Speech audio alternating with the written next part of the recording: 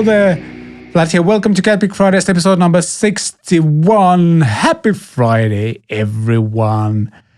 This is, of course, the show that brings you latest and the greatest in guitar and music industry news, reactions, commentary, in-depth analysis, reacting to your comments and questions, and so much more. I'm not tired. My daughter definitely didn't wake up during the last night several times. Anything like that. And yeah, once again, I'm joined by the man who hopefully is feeling more refreshed or fresh than I am. It is Richard Morgan, who is back from holiday. Hello. Good day to you, Vlad, and to everybody watching and listening. Hello. It's good to be back. Although I watched the show last week with you anyway because I was able to in the end. So I feel like I've never been away. That's true. It was good, by the way, last week, the live hangout. Oh, thank you. A few regulars in there, just chilling, just chatting. I like the vibe of doing it totally live, and I think we should do it more often if that's ever going to be a possibility. Absolutely. It was fun to interact with people. I mean, not that this isn't interacting with people, but, you know, it's one of those we should see other people as well type of things. Indeed. So, not that we technically can see the people commenting, but everyone knows what we mean. Packed show today. Or is it packed? It's packed with great questions, for example, because I think one of the themes on my channel over the past couple of weeks has been the whole Harley Benton guitar build thing, which is still going on, by the way. That. Oh, thank you. Otherwise, the show is, let's say, lightly packed. It's like if it were a plane trip, you wouldn't be checking any luggage in this week. It would be all carry-on. Yeah, exactly. That's a nice analogy. That's a good way. Though, like, having been into two NAMs, the amount of stuff I'm still able to pack while only having like carry-on luggage is surprisingly a lot. Like, my backpack was really heavy. It had computers, camera stuff and stuff. Wait, you did the NAM show with just carry-on? You didn't check a bag? Yeah, I've done that twice. Madness. So I have the small suitcase where you can basically take in with you as a carry-on, and then you can also place a backpack underneath the front seat. And that is true. I got everything with me. I can't even imagine fitting my underwear into my carry-on. I mean, I know I'm a larger man than you, Vlad, but still crazy. I mean, I'm always there for longer than you as well, so that is a point. I'm always there for almost 2 weeks, and this year it's going to be that makes a difference. So. I've never been there for even a week in total. It's basically, I think I fly in the previous day, 4 days of NAM, leaving the next day. So maybe that's the difference. I'm sure it makes a little bit of a difference. Yeah, also maybe I'm just wearing the same clothes. It is that, yeah, you probably literally wear the same thing. Whereas for me, I have to do costume changes because I'm like Beyonce at the NAMM show. And also I like to then, slip out of my branded merchandise for the evening entertainments or whatever. And, Yeah. But anyway, yeah. So you pack light. And this show is also maybe perhaps packing a little bit light when it comes to the new gear. But when it comes to questions, we've got a whole cargo plane full of content for you today. Can we stop the plane analogies now? Yeah, speaking of cargo planes, let's hope none of them passes over our house while we shoot, because there's been a lot of air traffic. There's an airport nearby, so that makes a lot of sense, but still, it's kind of annoying. Yeah, I mean, we're less than an hour from Ramstein, which is the US's biggest European military base. And as you could imagine, there's been a lot of large aircraft flying around near us recently. Yeah. I mean, there always is, but for the past couple of months, it's been extra big and extra chunky and probably extra dangerous. Could be. Yep. Mm-hmm. The cool fact, one of the cool things living near an airport is the fact that, one of my good friends is in a pilot training, just like commercial pilot training. Last week, was it this week? I think it was this week. Earlier this week, he sent me a message. Hey, I'm about to leave the airport, which is nearby, and he literally flew fairly low over our house, and I was able to grab a photo, and my daughter was super excited to see the plane as well. That was kind of cool. So shout out to Ville. Cool. Anyway, should we get going?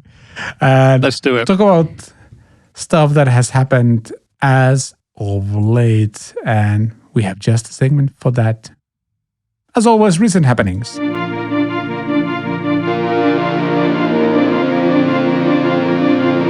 Recent things indeed. And something we kind of alluded to last week, a couple of weeks ago already, I think. Yep, 2 weeks ago. Now it's kind of official. Yep. Now it's official. Digitech and DoD have been acquired by Cor-Tek. And Cor-Tek is one of those kind of less known but huge music industry production companies. They just produce stuff for everyone. Ibanez, Squire, Manson, PRS.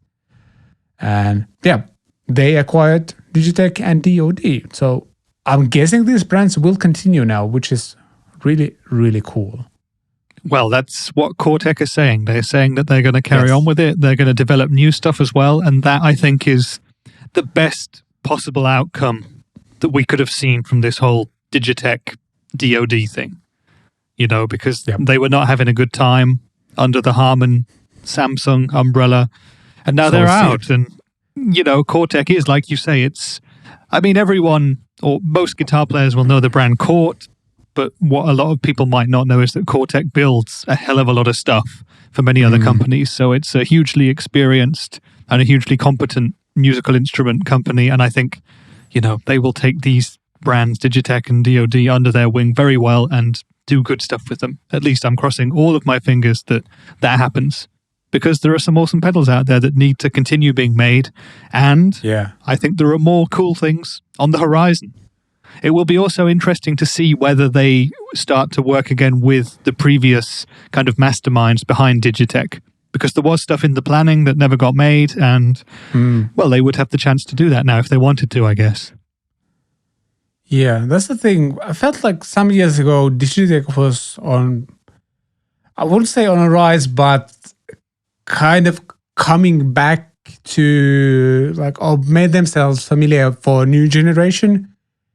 Me included, kind of like they came up with the Freak Out pedal, for example, we talked about a few episodes ago, and really nice and interesting innovation in the guitar space. And then when you hear the news that they might be shutting down, that was kind of, well, sad. And this might be a bright future, as the subhead says, a bright future ? On GameNews.com. I really hope it will be. And the pedal that we can see on screen there, the Whammy, that is the legendary Digitech pedal. And that is one where you could tell that guitar players were getting scared because the prices of used Whammy pedals were going up and up and up the past couple of weeks, because we were starting to think, oh no, I'm not going to be able to get Whammy pedals anymore. But thankfully, that is not going to be an issue. You know, because the Whammy pedal, I think for a generation of people my age, a bit older, a bit younger as well, I mean, Tom Morello is one of the biggest guitar heroes out there, and he is someone who epitomizes that Whammy sound. And there's no other pedal, and there's no other modeler that can 100% replicate what the Whammy really does, I don't think. Yeah. Having, well, first of all, played several Whammys / what's the pedal called? The Drop. I've actually had the Digitech Drop, and that thing, it's crazy that the algorithm is fairly old in that one. That pedal has existed for quite a long time, yet it's still really, really good. I've done, for the Harley Benton ALS demo, I did a song in B, I think, where I just down-tuned it several steps from E standard to B. And with a bit of mixing, like cutting out some of the problematic frequencies, that worked really well. And it's just very impressive.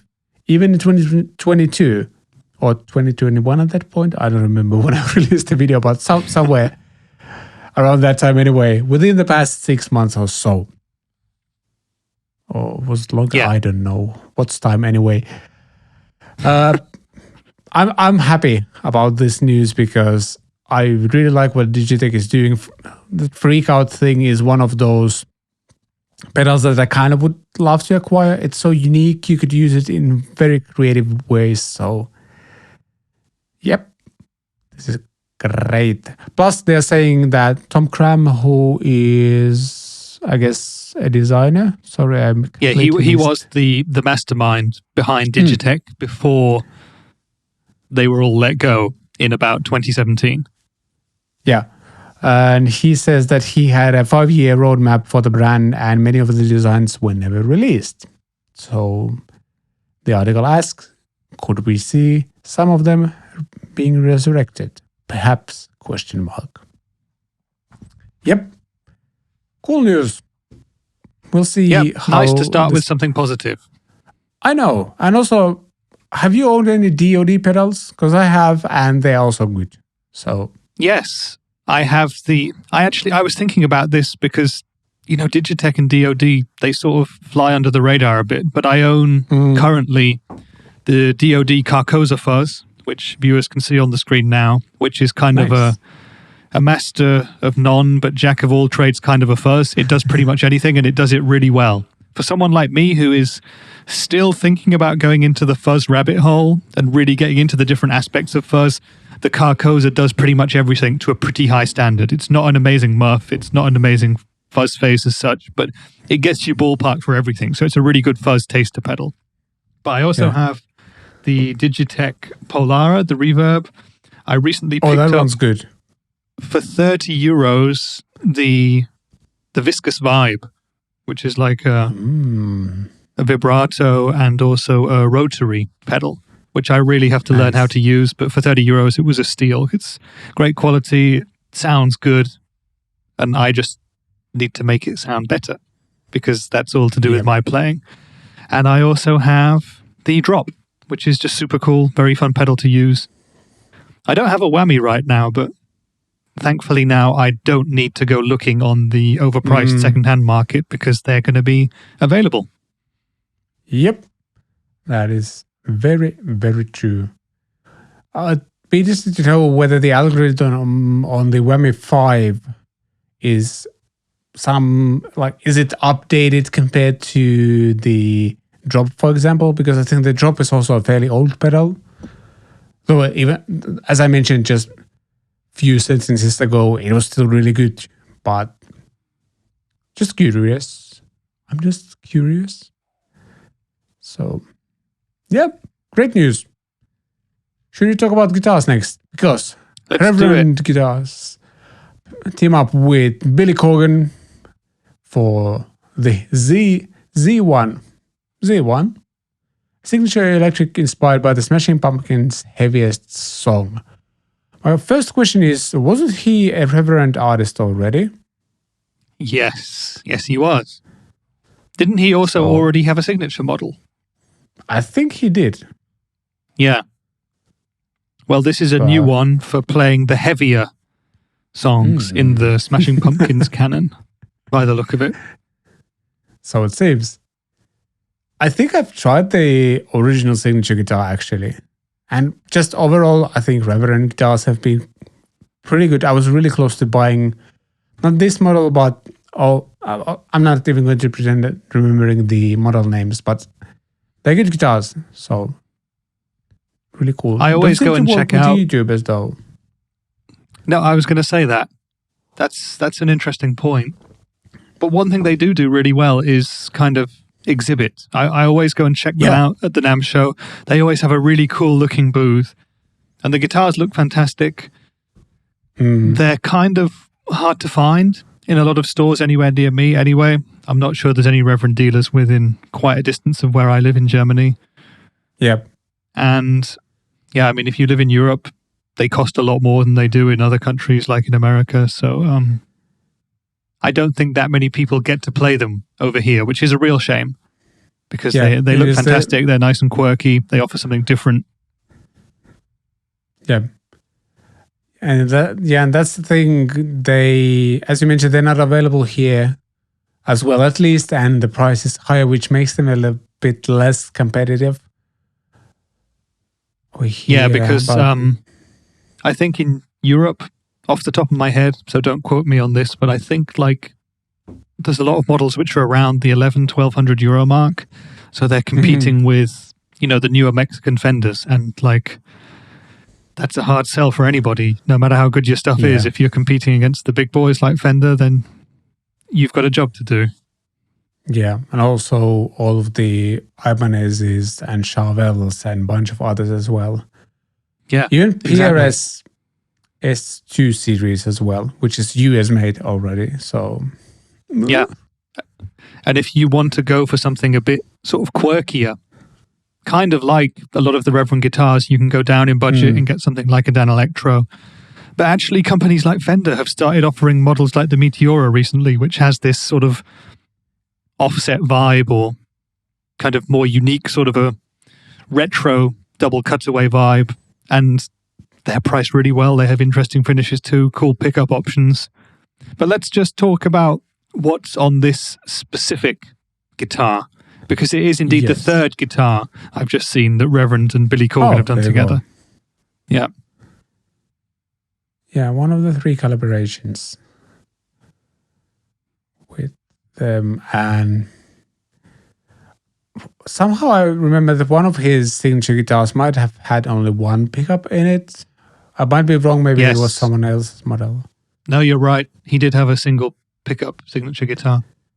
Yeah, because I think that model was out when I got to try a bunch of Reverend guitars at Anderton's many years ago. Yeah.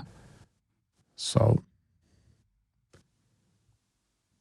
Okay, so the specs of the Z1, alder body, bolt-on, roasted maple neck with a roasted maple fingerboard, medium oval neck profile, 41mm nut, pin lock tuners, and a no-fuss 6-saddle hardtail bridge.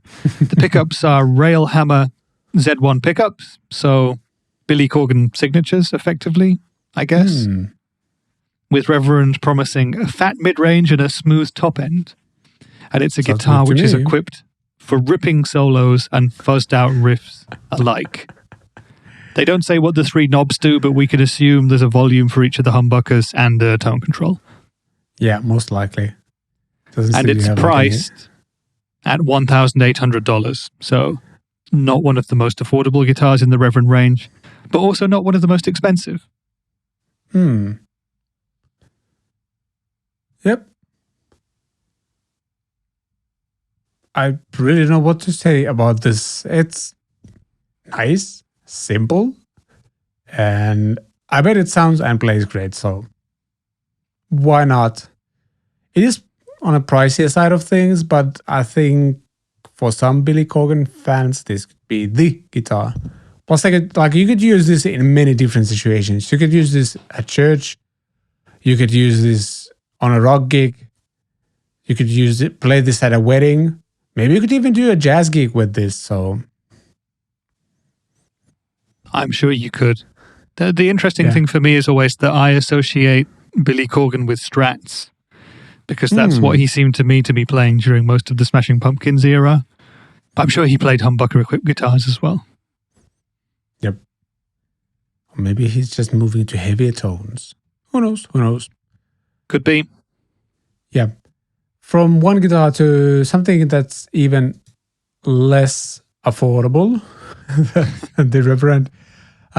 Nick Huber Guitars announces a Bernie Marsden signature guitar, a limited run of 12 flame tops plus 12 gold tops, and those will ship to 12 dealers worldwide. Were we able to find the price? I haven't seen one, no, and there isn't any information on the Nick Huber site yet, but yeah, we could guess what it's going to cost.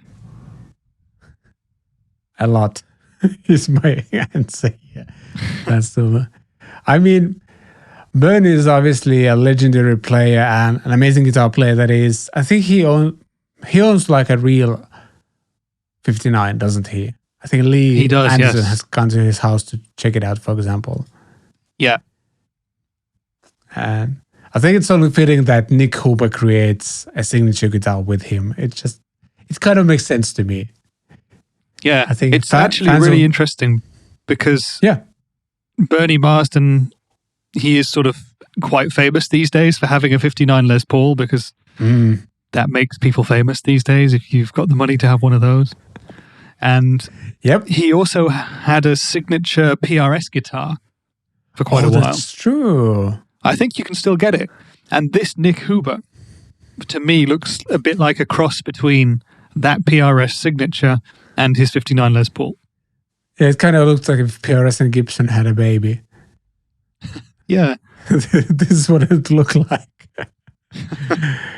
Like a slimmer Les Paul. Slim Paul. Yeah. I mean, the flame top on that humbucker equipped guitar on the right there is just... it's a thing of beauty, isn't it? Mm. Exquisite. Have you played any of the Nick Huber guitars? I've played Nick Huber guitars quite extensively at the 42 Gear Street events, where Huber have been as an exhibiting brand, and yeah, they're incredible. They're out of my price range currently, but amazing guitars.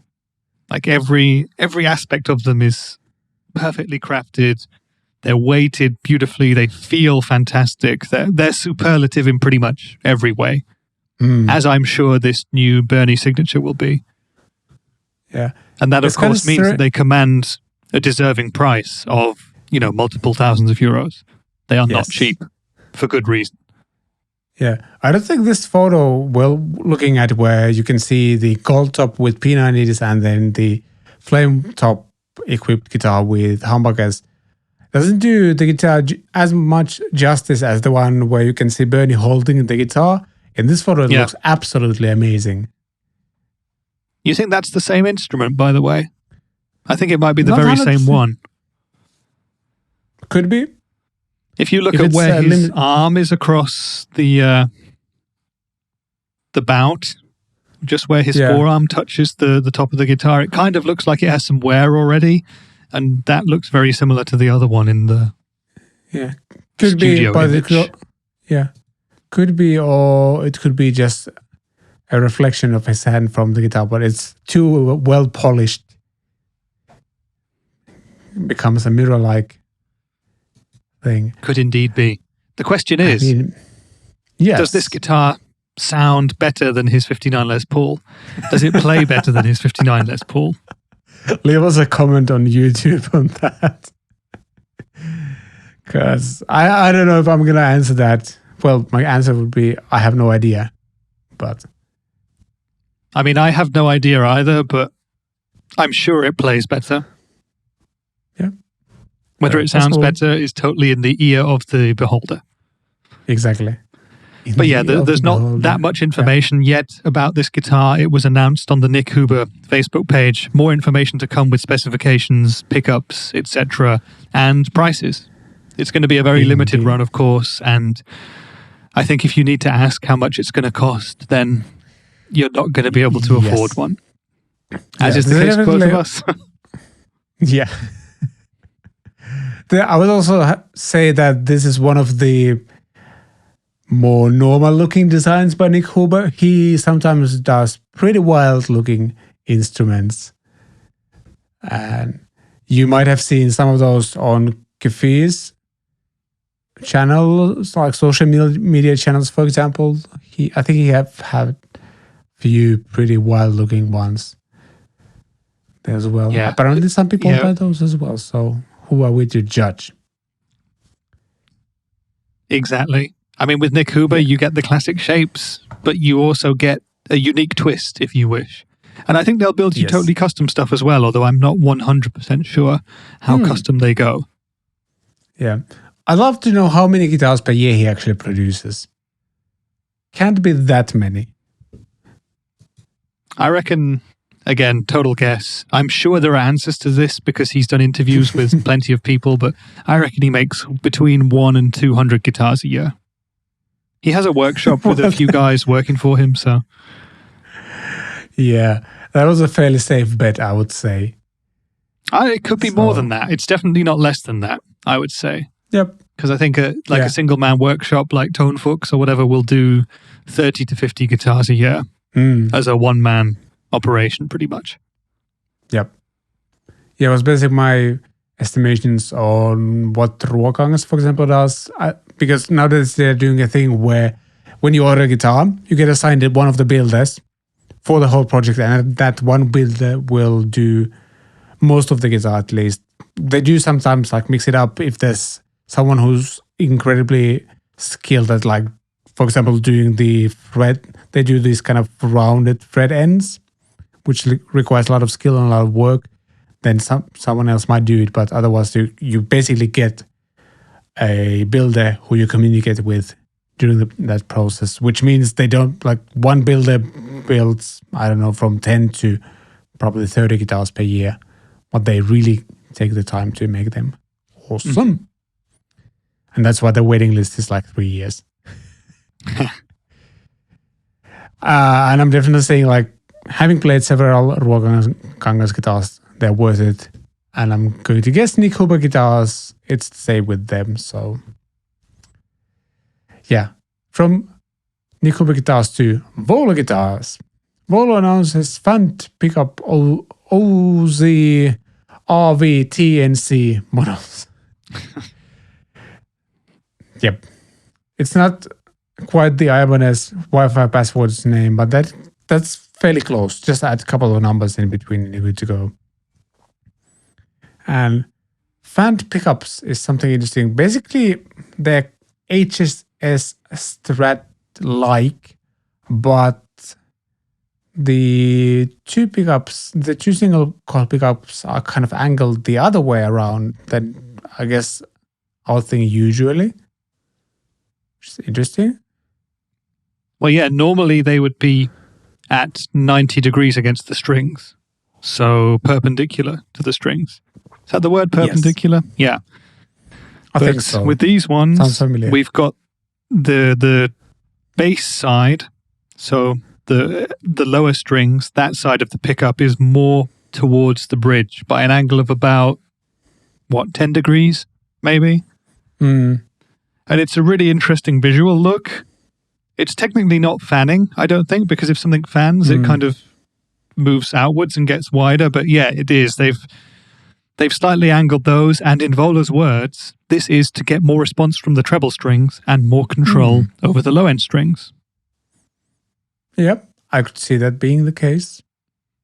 Yep, me too. More balanced sound. Some people compensate that with adjusting pickup poles a little bit.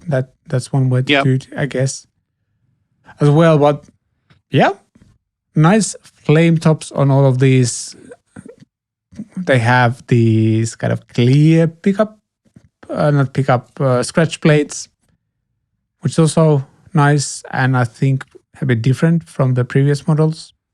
Yeah, and it certainly helps show off those tops a bit more as well. Oh, yes. These are very in-your-face finishes. Very rich, very vibrant. Are there any words on pricing? There's a button that says check here. And the price is... We don't see a price. Made in Japan, by the way, the body is made out of mahogany. It's a bolt-on neck, but has a fairly ergonomic looking neck joint, which is nice. 12-inch radius. Vola Modern C, roasted maple neck. And what else? I think they're still using their own pickups. Yeah, Vola flame bucket in the bridge, and then two of their own single coils. Solid flame maple top. And the price is, if I'm going to click where to buy button, let's check Europe and go to the EU shop and see if we can find one. And there you go. Maybe. So these are 1,800 euros. That's actually not that crazy for a Japan-made guitar. Actually, that's almost affordable. For made in Japan? Yeah. That's pretty decent. That's very decent. So we approve. If you want to get yourself a killer, amazingly built, made in Japan, kind of super strat, that's a very, very solid option.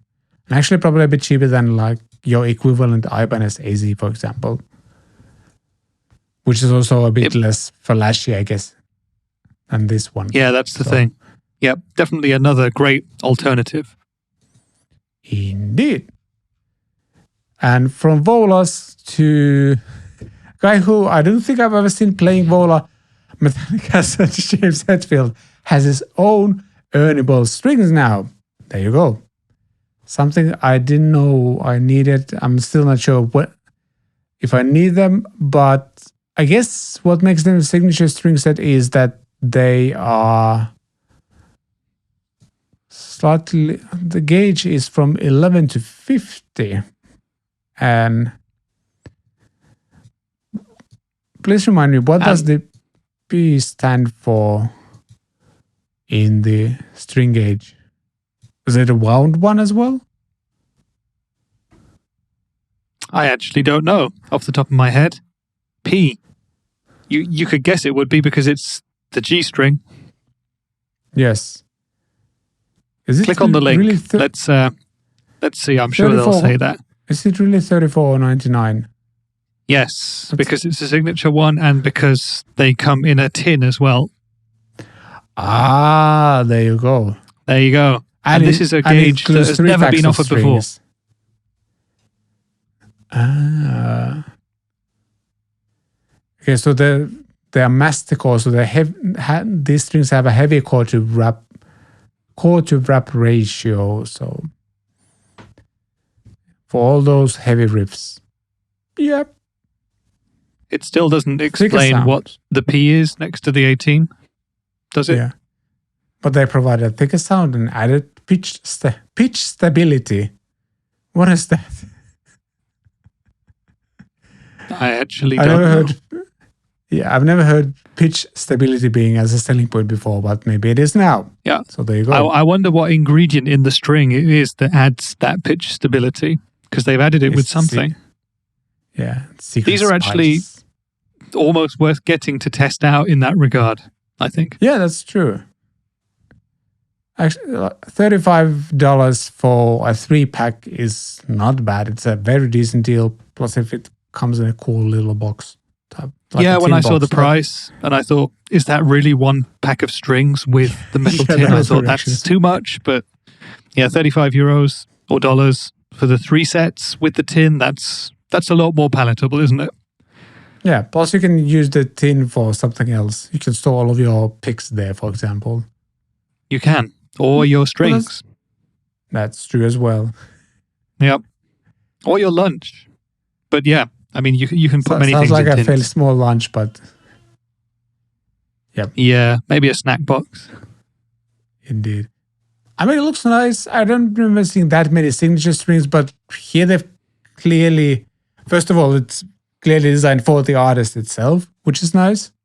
Mm-hmm. And it's a never before offered gauge combo or gauge. How do you pronounce gauge? Gauge. Yeah, it's like there you go. There will be probably quite a few people out there who want to play the same string gauge as Hetfield because he's such a, an icon that what he does. And if this is the first time that you can now just buy those gauge strings in one pack instead of having to buy different packs and sort of put them together, then it's a no-brainer. It's a cool thing. I like it. Yeah. I didn't think I could get slightly excited about signature strings, but there you go. I think this is actually very well designed. So, cool. From signature strings to a compressor. Sweeten your tone like a pro with Carl Martin's Honeycomb Danish high-end compressor pedal. Danish high-end. Interesting. Mm-hmm.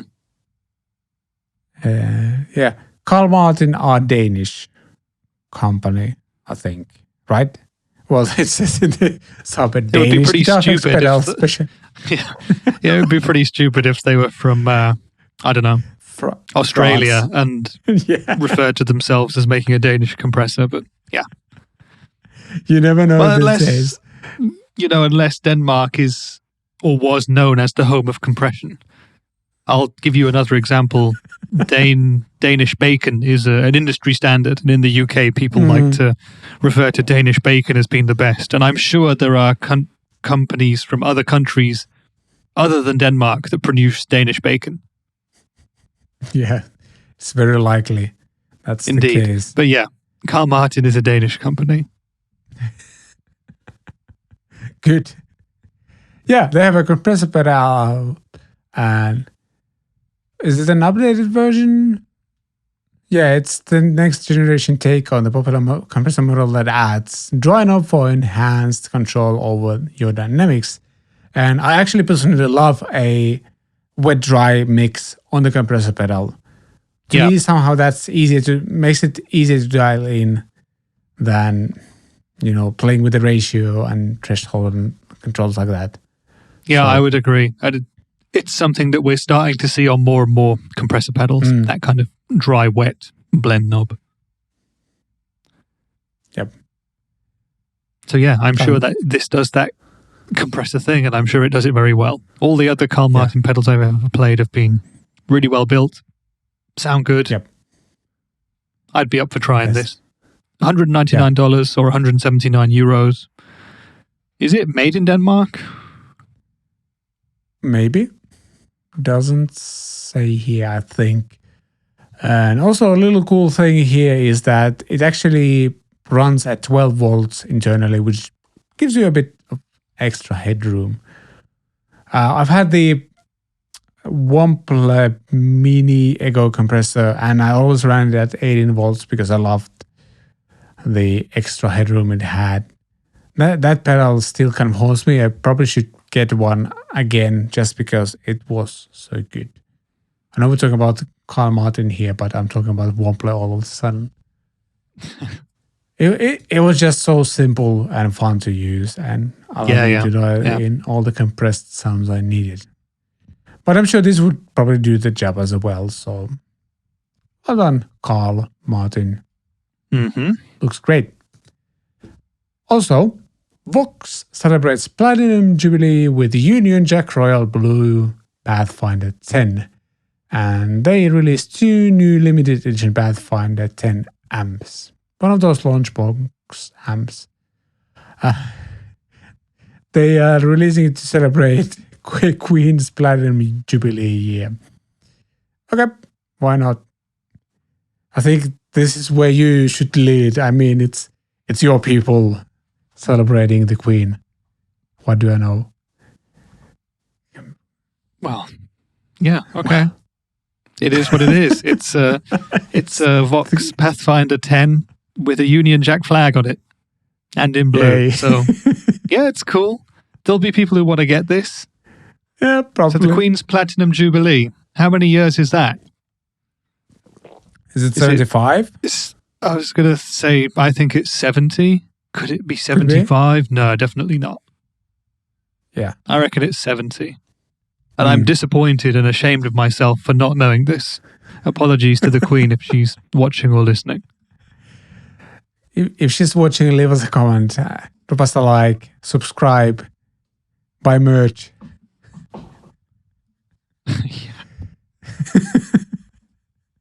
Sorry. Yeah, it's As I 70 mentioned- years. So I'm happy I was right about that. Congratulations. That's a long time to be Queen. That- I mean, you deserve a signature amp for that. Well, it's not a signature Well, amp, is it? But you know what I mean. It's just a celebratory purple amp. It's not purple, it's royal blue. Oh, excuse me. When That's Danish Pete has his Platinum Anderton's anniversary, they can do a purple version, I think. But this is royal blue. Yeah. But yeah, I mean, it's, yeah. it's kind of cool. There's not much information on it from the site that we're looking at, but it will sound like a Vox, I'm sure. I don't have super high expectations sound quality wise, but it's 10 watts, 6.5 inch Vox Bulldog speaker in it. Yeah, why not? And has a volume gain, bass, and treble controls, and a handy clean / overdrive switch. Yeah, it's not quite a hand-wired AC30, but for under €100 or whatever it's going to cost, it's going to be a decent little thing for some people. Yeah, €79 is really not too bad, is it? Yeah, I mean, it looks really cool. Just having that on the shelf somewhere, especially the Union Jack one. It's kind of a same thing as with those tiny Marshall amps and Bluetooth speakers. People buy them because they look cool. And I think a lot of people will buy this because it looks cool, even cooler Agreed. than the traditional Vox. Did you freeze now? No? I'm just freezing looking at it and sort of silently paying my respects to the Queen and the royal family. Well, there you go. But I am still here. Yeah. Yes, so your thoughts are with the Queen. Yes, So- of course. Yeah. Yes. We have to take a break because Rich is having his patriotic moment. We'll be back done after now. this message. Yeah. We'll be back after these messages. Actually, from patriotic amps to Joe Dart, it's a seamless transition. He has a new funky Ernie Music Man bass, and this time it has 2 pickups. So, Are you Cool. familiar with his first signature bass? somewhat, I think that had a single humbucker in the bridge and just had a volume but on it. Mm-hmm.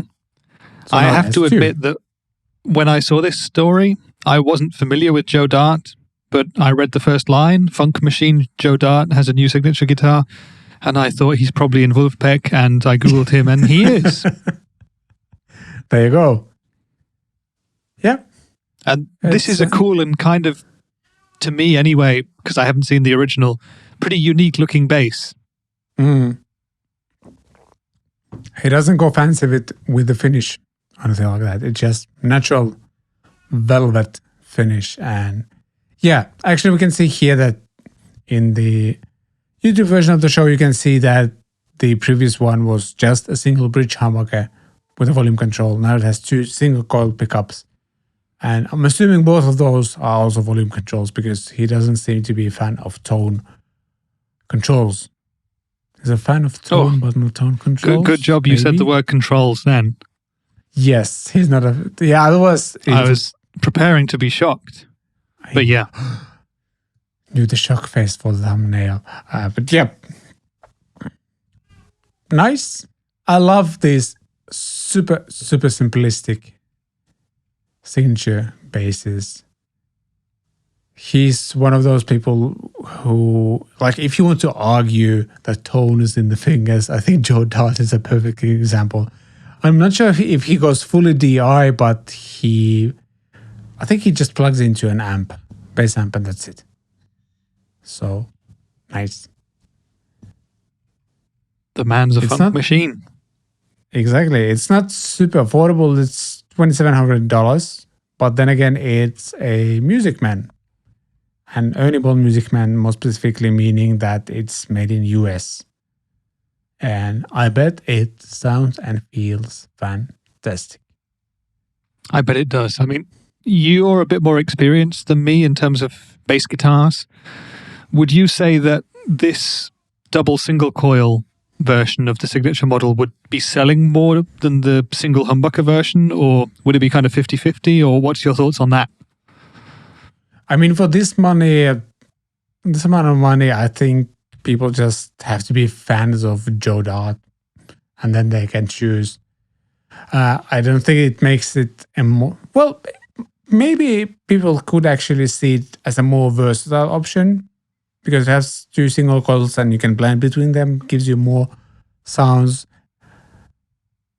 The first one only had a humbucker and a volume control, so that's where tone is literally in just your fingers and maybe the volume control a little bit.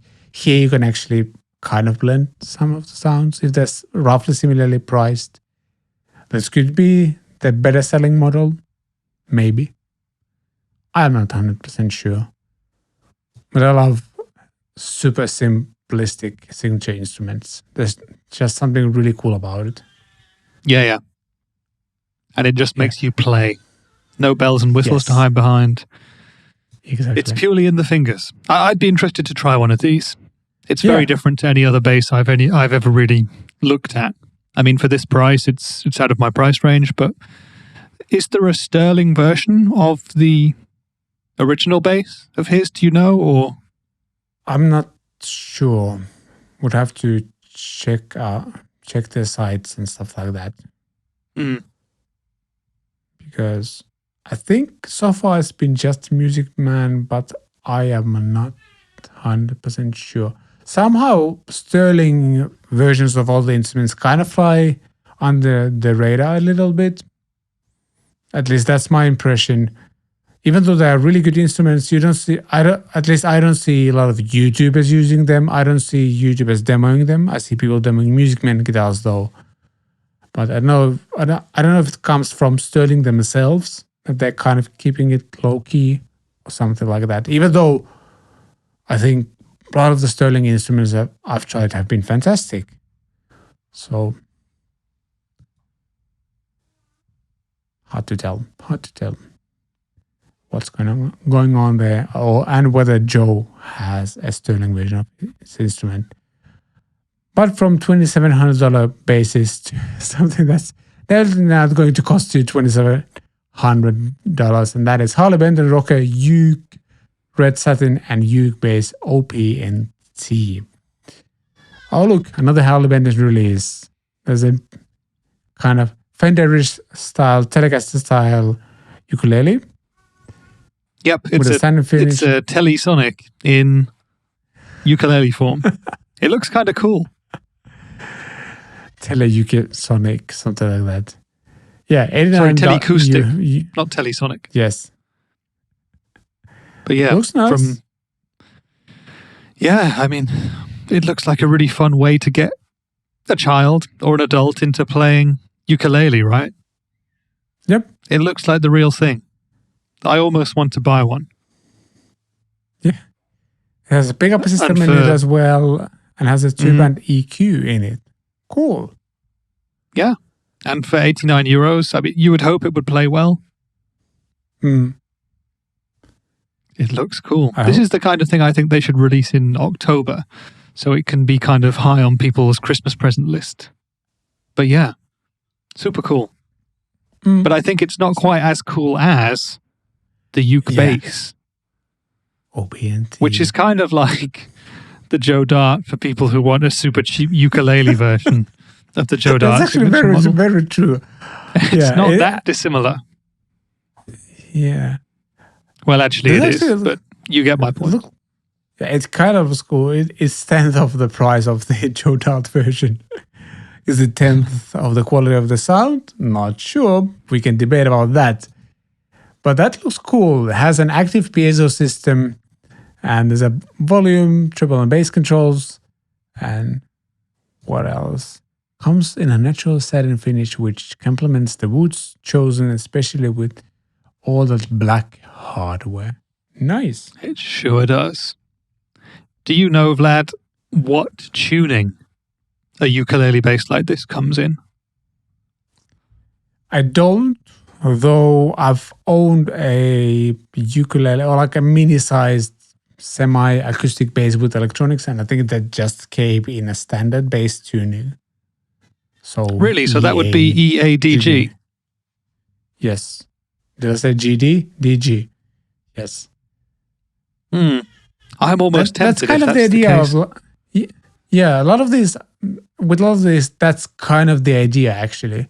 So you kind of live in the same territory as an actual bass. Obviously, the sound is very different, but still, it's kind of the idea.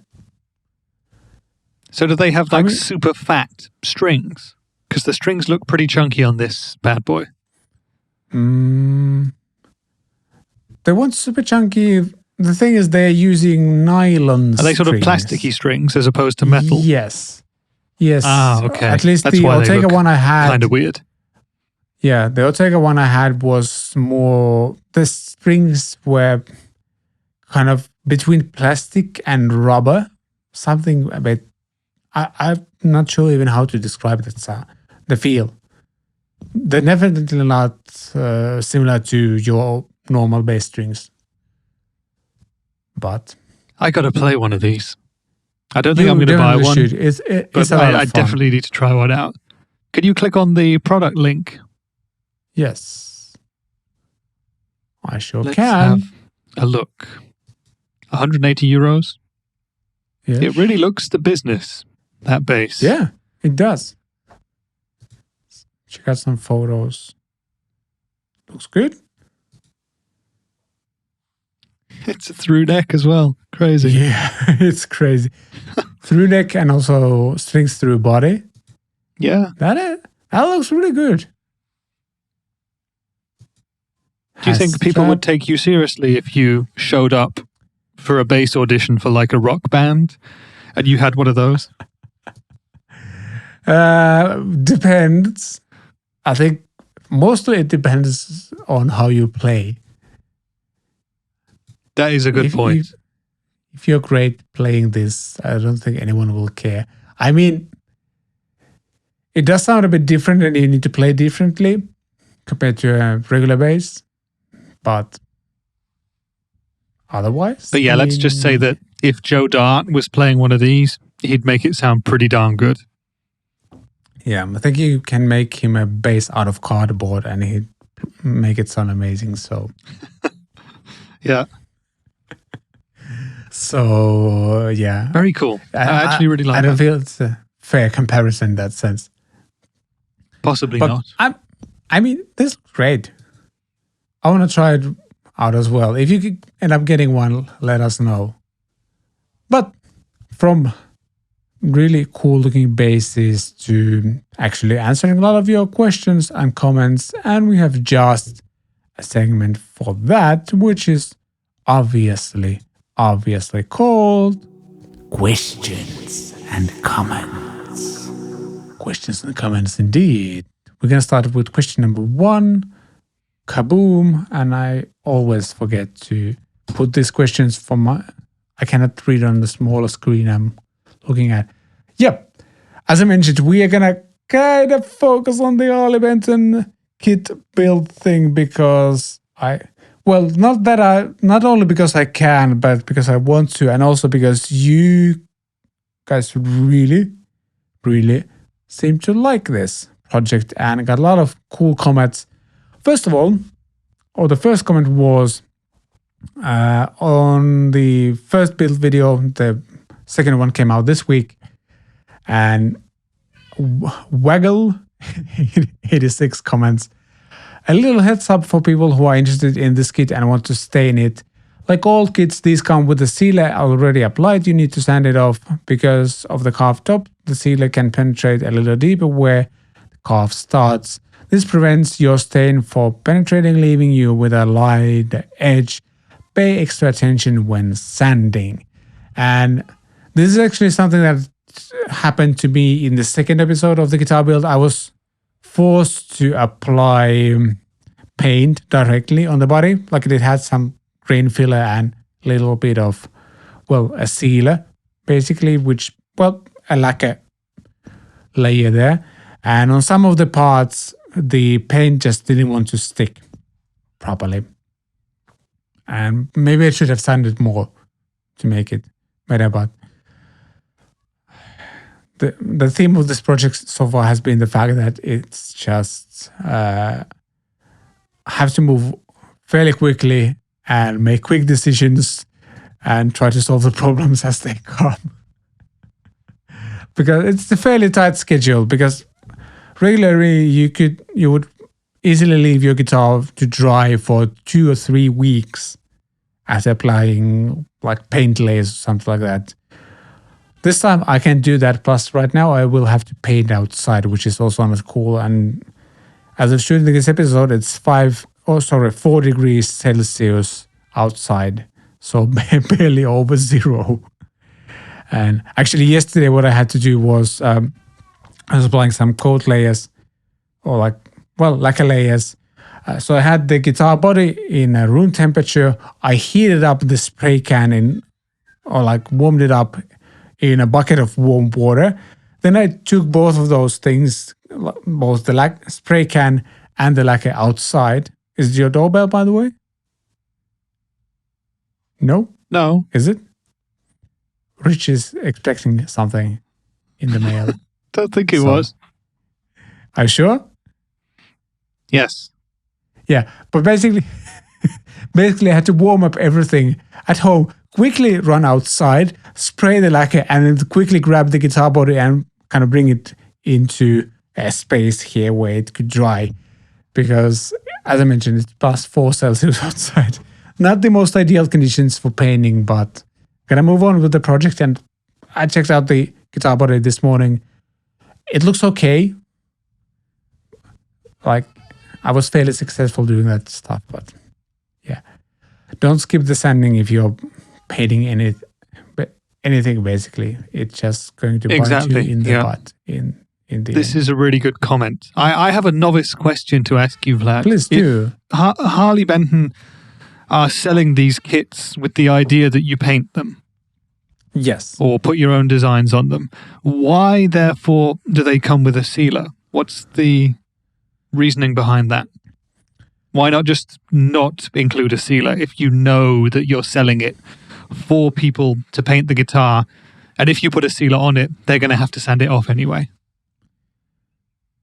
Well, I think the main idea is that it makes the painting process easier because depending on the body wood, for example, there's a lot of pores in it.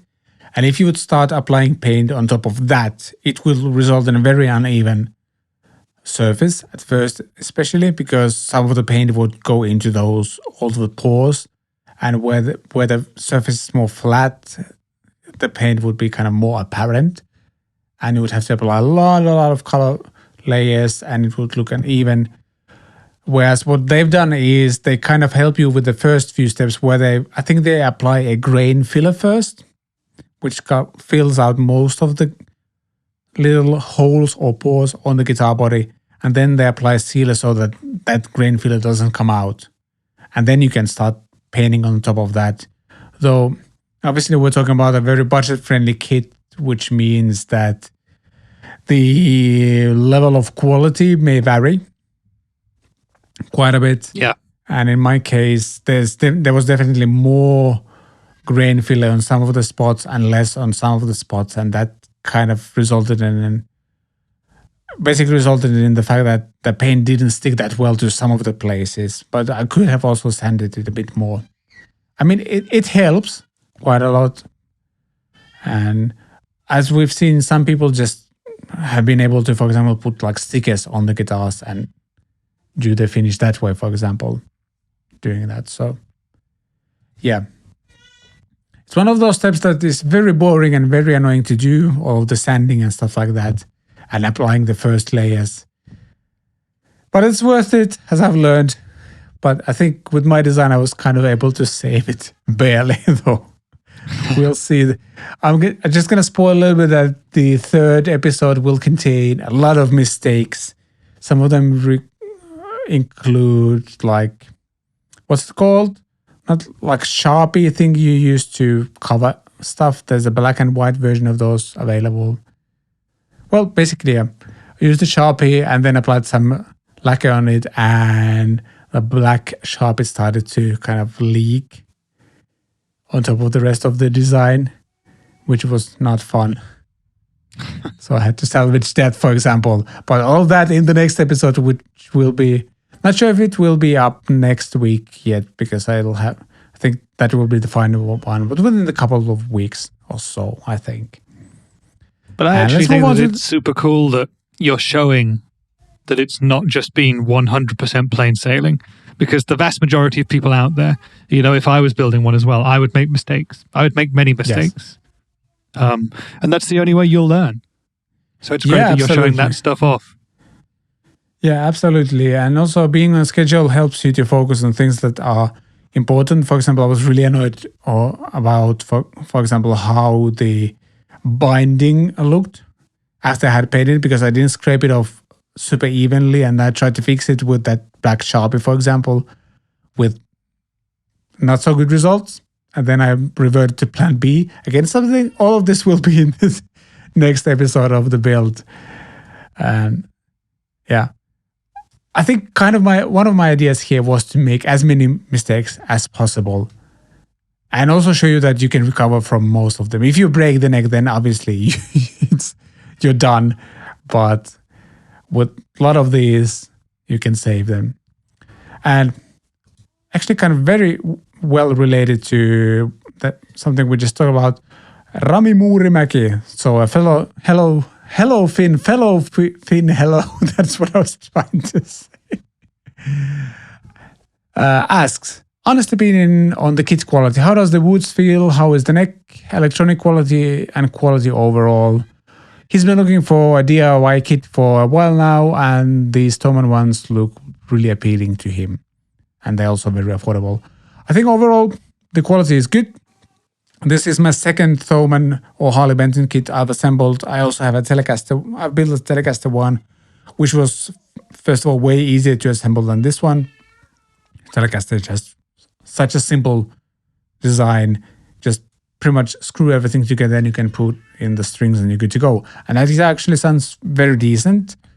Where both of these kits definitely have some issues are frets. I'll have to polish the ones I had. They felt really scratchy when I was playing during the playtest on this guitar. The fret ends need to be rounded up as well. Actually, probably need to borrow like fret files from a friend to do that. But overall, like what I was most surprised of was the fact that when I put the guitar together, I put on the strings and everything. It felt great to play. Like I personally love when the guitar resonates against your body, so like you can feel the vibrations of the guitar, and these do that really well. Both the Tele and this one seem to do that really well. Just a really nice template to put your design on, and I could see myself modifying that guitar further and further, upgrading the electronics, which I think are fine, but the pickups feel a bit dull, which is, I guess, expected. There's some no-brand cheap pickups seem to do the job, but they are fine for the money. I mean, this kit is what, 79 euros, 89 euros, and you're getting an actual guitar. Plus on this one, which is the thing that's cool, is that the headstock shape is actually really nice. Because on the Tele, it's like a block, and then the idea there is that you can shape your own headstock out of it. With this kind of PRS style one, it's actually, well, I have it right here. I can actually show it to you. This will be a teaser for the next episode. Let's take out the question and remove that one as well. How does this work? How do I solo myself? There you go. I am not the headstock. Yes. So there you go. As you can see, this headstock has my logo on it as well now.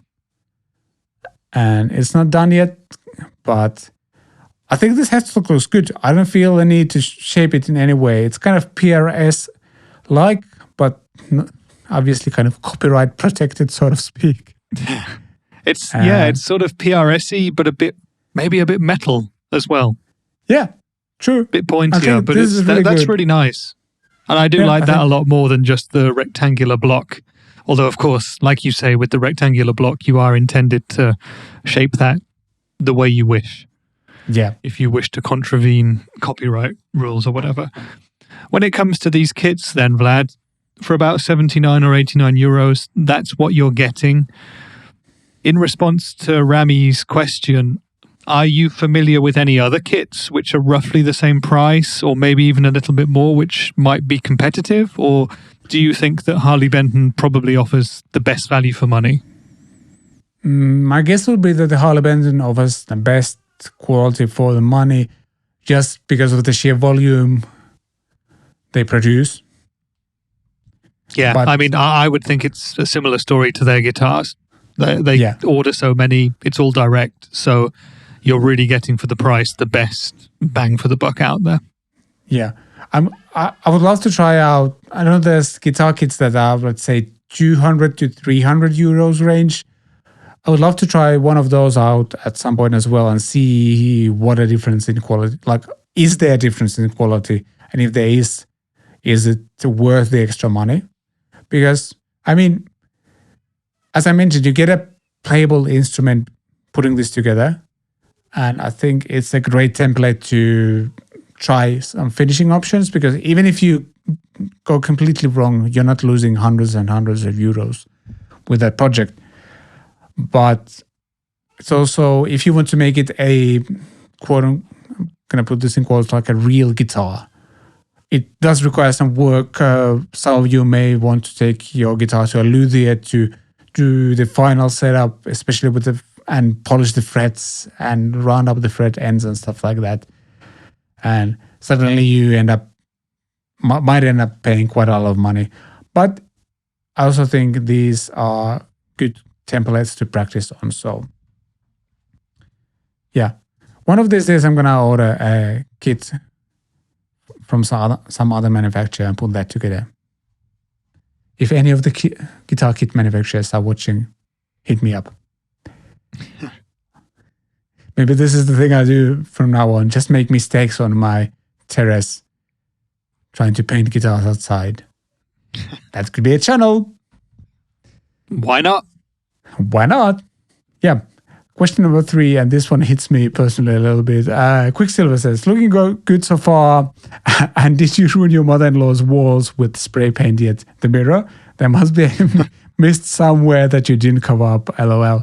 And yes, I confess, there was not... with the white and black paint, I didn't have that many issues. I didn't actually get to apply any lacquer on the guitar until later.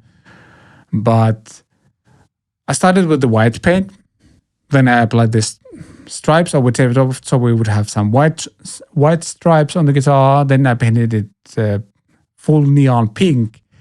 And after using that neon pink, I think I came back several hours later and realized there was some sort of flake in that paint, and all of the floor surfaces in that room were pink. So I did quite a lot of cleanup there. I did some cleanup, then my wife went to do some cleanup, and then my mother-in-law also did some cleanup there. And the next time we came back, actually just a week later, I did another cleanup there, and this time I covered all of the surfaces, like everything.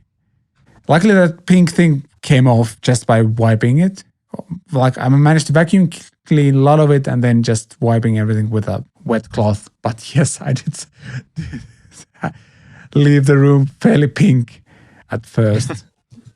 But I was lucky that it didn't stick. And like I was also lucky that we noticed that at that point, because if I had applied like some lacquer layers after that pink mist was like that flake was everywhere, we would kind of seal that pinkness on top of all the surfaces it was. So yeah, I now fully understand why professional guitar builders have like proper paint rooms that are really well ventilated. So there you go. Question number 4 comes from Robert Ruams.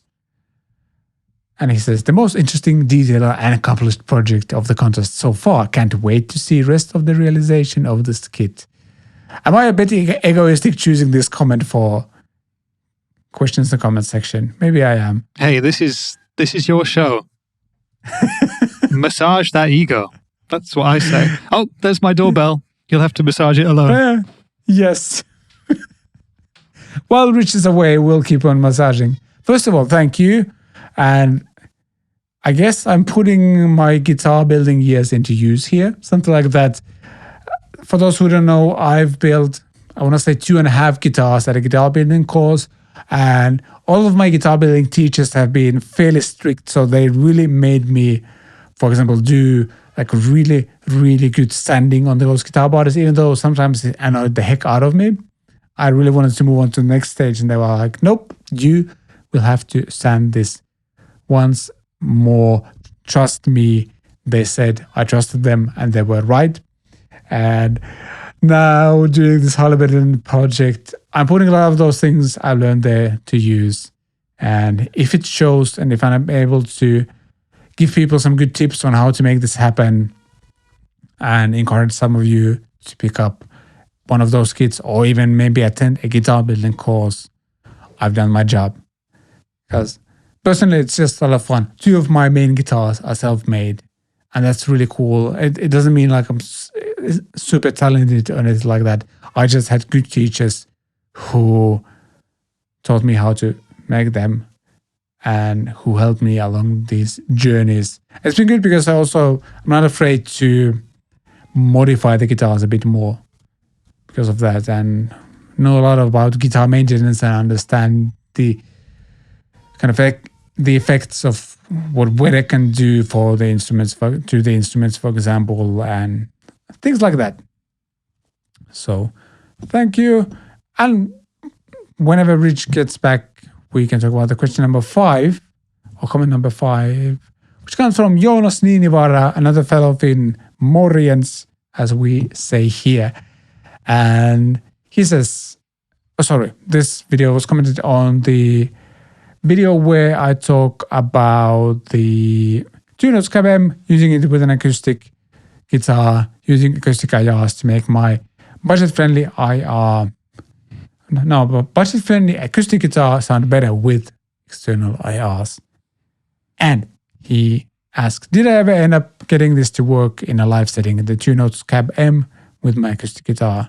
I'm hoping to start playing some acoustic gigs and looking to repurpose as much of my electric gear as possible, the Torpedo Cab M obviously being one of the key elements. And mine says, yes, I used it live with my acoustic guitar a few times before I got the Pod Go. And I only switched to Pod Go because I could also apply some effects on it, which made it more practical. But I think Torpedo Cab M is fantastic with an acoustic guitar, because it made I used to hate the piezo sound on my Taylor 110E. So a fairly budget-friendly acoustic guitar. Amazing guitar to play. Sounds great acoustically. Terrible piezo sound, just really bad. Like that nasal, annoying piezo sound that I personally just don't like. And with an acoustic IR and then applying a little bit of reverb and some strategic EQ from the Cab M, beautiful. It just works. Makes a gigantic difference. And actually, I've been so happy with the sounds I was getting from that. And I'm actually using the same IRs in the Pod Go now as well. I think I bought a couple of Sigma IR, acoustic IRs, which are actually matched to this guitar I have. So just works really well and makes my acoustics sound so much better. So highly recommend. That's a great option to get. And the Cab M is fantastic because you can also use it at the end of your electric guitar pedal board and use it as an amp and a cab sim at the same time. Cool pedal. Did you, Rich, get what you were supposed to get from the mailman? Yes, I did. But it's one of those annoying situations, right? And I'm sure we've all had it. And I'm going a little bit off topic here, but please do. Does it not annoy you when a delivery person comes with their van and they ring the bell? And this is a parcel that is also supposed to be signed for, right? And the bell rings, I go to answer the door, no one there. What? I trek down the stairs, go outside, the parcel is on the front doorstep. I don't like that. Yeah, I think in Finland, that's you're terrible not allowed play. In Finland, you're not allowed to leave it outside the door. It's like, no, I understand that a lot of the courier drivers, they have a lot to do. Sure. But I've had this happen with guitars in the past as well.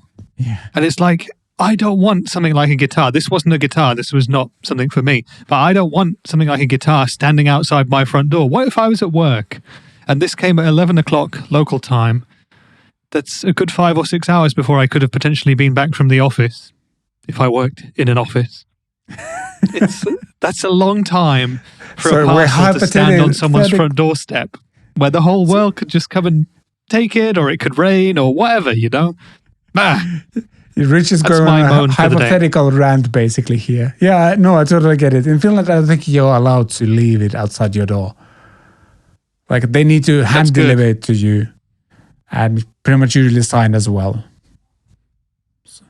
And otherwise, they will actually drop it to the nearest pickup point if you're not home. They're not allowed to leave anything outside your door because of these very reasons. Somebody could just snatch it, and how are you going to prove that you were the one who got it?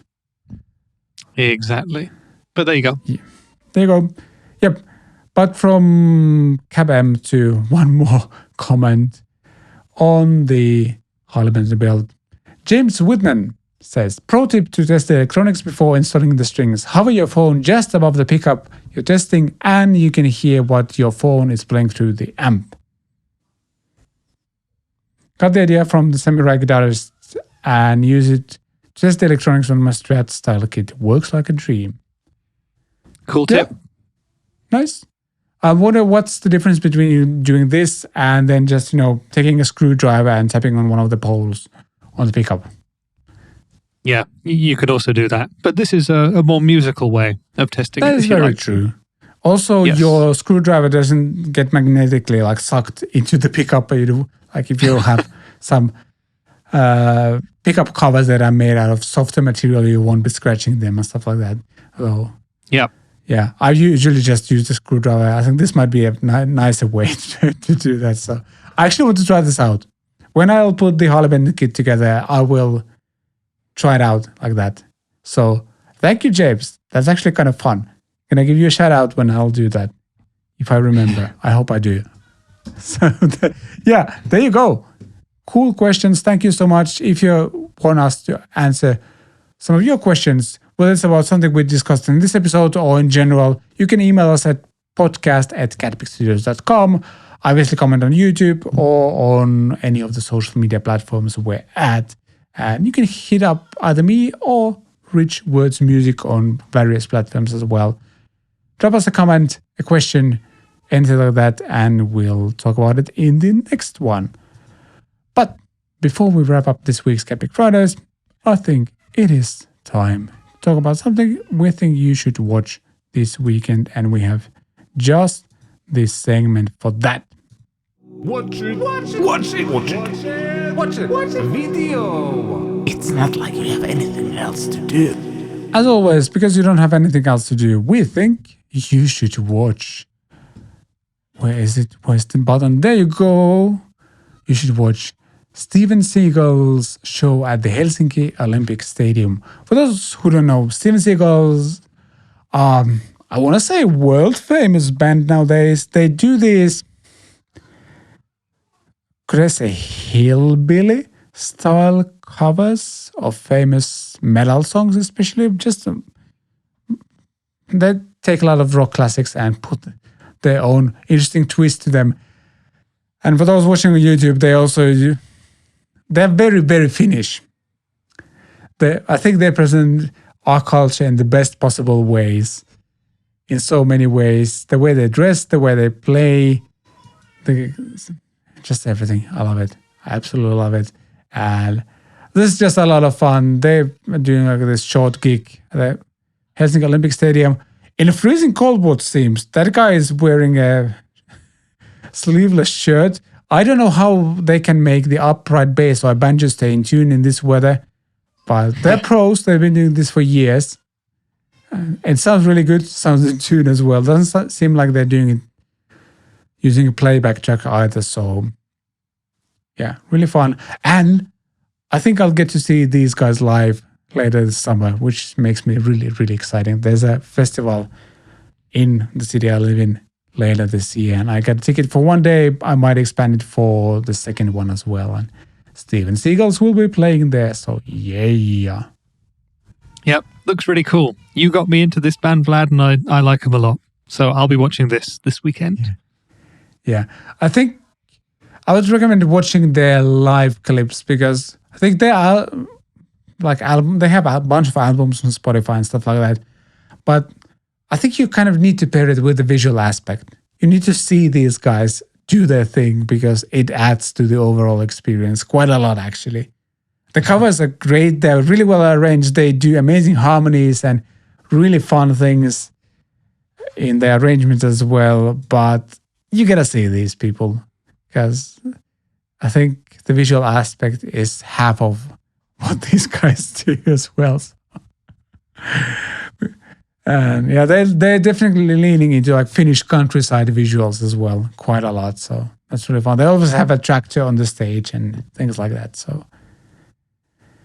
yeah, there you go. This is something I think you should watch this weekend. And that wraps up CatPick Fridays episode number 61. That's a lot of episodes we've done. But that's a topic for a different day. Indeed. Episode 100. counting back the best 100 episodes. We'll be recapping the best 100 episodes of CatPick Fridays. Mm-hmm. Nice.